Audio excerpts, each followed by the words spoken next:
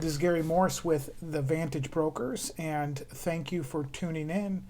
Today's topic is going to be about one of the most underestimated ways to increase the valuation of your business. There simply are a myriad of ways that you can increase the value of your business. You can increase marketing, increase sales. You can look for ways to lower your cost of goods.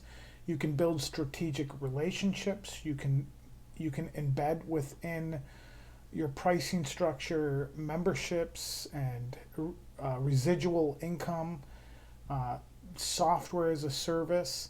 But one of the most undervalued components when it comes to increasing the valuation of your business is simply you as the owner working in it less.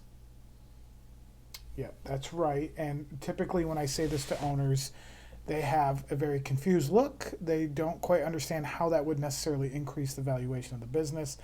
And of course, there are other professionals who would disagree and say that work as hard and much as you can to make that business valuable. And to that, I agree.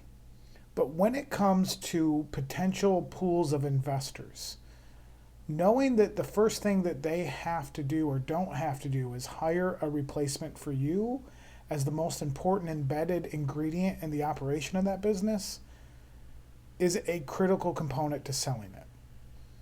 In other words, if your business can be listed and anybody, any investment group, any investor, any competitor can acquire your business tomorrow and not need to replace you, and not need to find a replacement for one of the most critical cogwheels in the whole operation, the more appealing it is to a greater pool.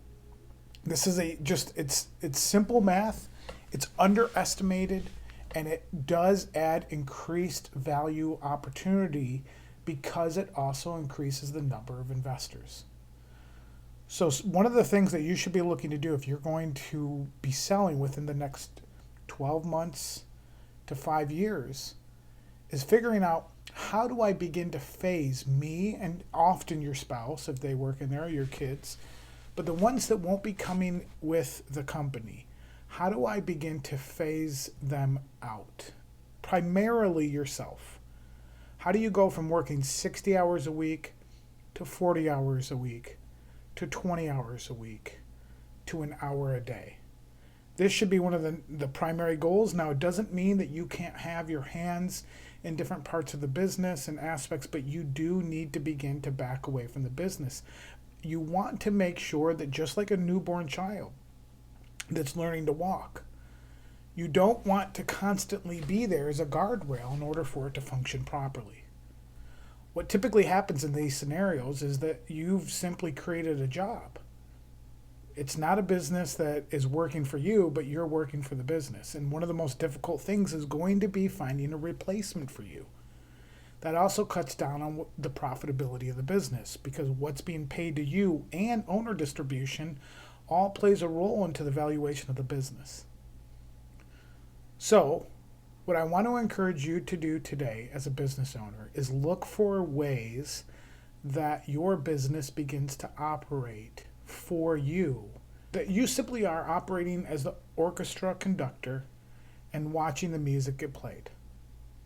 Obviously, orchestra conductors have primary roles in the functionality of music, and so that's not to downplay what they do, but it's simply to say you want to see your business start to function without you as the primary driver. And when this begins to happen, and then you want to take it to public or take it as a listing for potential acquisition from another company, the opportunities are just much more abundant, and the easier that transition will be for everyone. So today I want you to begin to look at different ways that you can do that. And if you need help with that, please just reach out to me at gary@thevantagebrokers.com. And I have numerous different ways and advice that can help you phase yourself out of your own business. As awkward as that sounds, that would be the next primary role that I would like to see you carry out. So thank you, and tune in again next time to the Vantage Brokers.